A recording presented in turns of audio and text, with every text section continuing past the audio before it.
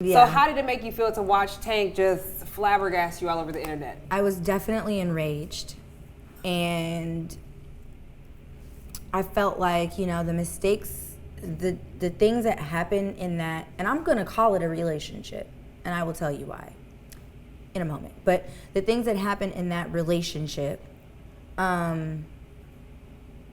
I was 19. That was immaturity.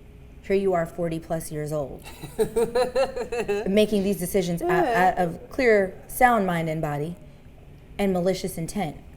And you're a bitch.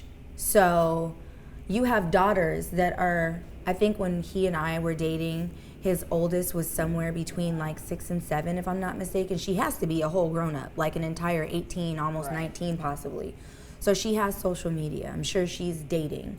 And I'm sure you wouldn't want a man to use his platform to degrade and demean and defame your daughter, who, although she may have been a willing participant intimately and physically and sexually, was taken advantage of emotionally and mentally. Right.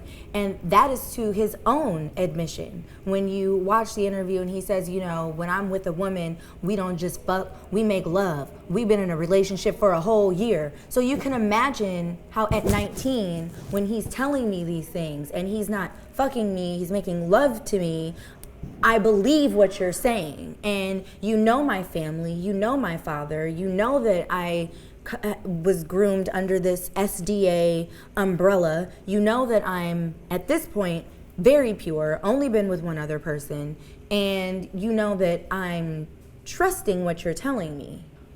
And it was more than one time.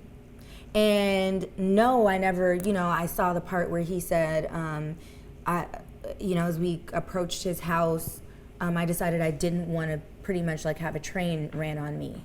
And, so I was thinking and I was like, who was in the car? And it was only 2 other guys. One guy had a girl. No, both guys had a girl with them. One was his roommate. And one was the guy that played Kane in Tyron. What's his name? Tyron? The guy that played Kane in, what's the Moniece Society? Oh, I know what you're talking about. I can't think of his real name. Okay, so they were really good friends. And we dropped him off. And then Breon, who I believe was managing him or something, now I'm just going to go ahead and throw everybody under the bus. They were roommates. So then he goes on to say that, niggas were knocking at the door. So I just want to know where these niggas came from. Did they come up through the ventilation system? Did they wash up in the sewer? Where did they come from? Like, did they... hook the balcony and scale? Was this Mission Impossible pussy? I don't understand what happened. Like where? Because that was not the case. And yeah, then he's like, you're a cuddler. I'm a cuddler. I stayed at his house like all. Then not only that, I didn't leave my dress. He told me to leave the dress as collateral. And I was like, what do you mean? Most men want panties. Right, he was like to me, well, I didn't have on panties, but he was like to make sure that you come back. And so I came back. And again, I went home in his boxers and his t-shirt. And then I happened to call one of his really good friends who's like a for real older brother to me, really close friends even to this day with my parents and my family. And he warned me not to date Tank. I told my dad was like, don't do it.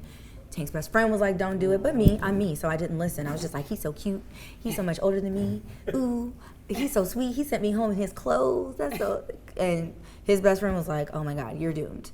And then the rest is history. So then everything he accused me of, I actually didn't do. I was the getaway driver.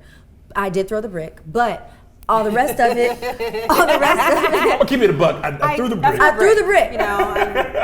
But I didn't do any of the other stuff, but I was the getaway driver. So in parting with that whole situation, I was just confused as to how you come up here and you talk about me for 47 minutes before you publicize and promote your music. You have a semi-successful urban music career. Yes, semi. You have a whole living woman who you are still disrespecting by hopping in the DMs of women that I know. You cheated on her with multiple women, myself included. But then you lied to her and told her that I was before her. That's a lie.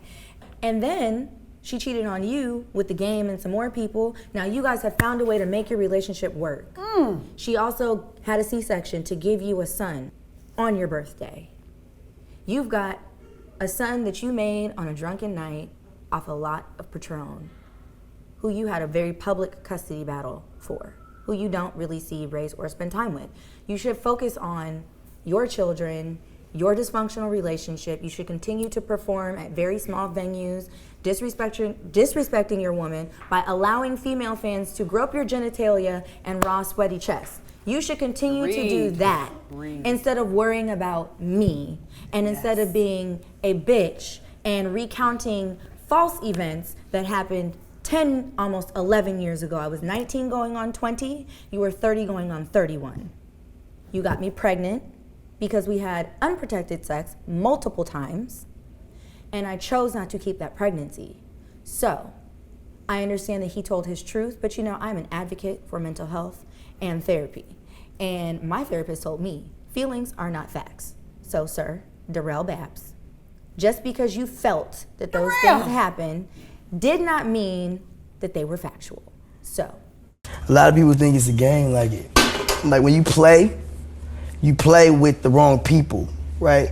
And then they look at you and they think that you're still playing. And it's like, you're not hearing me, you think it's a joke?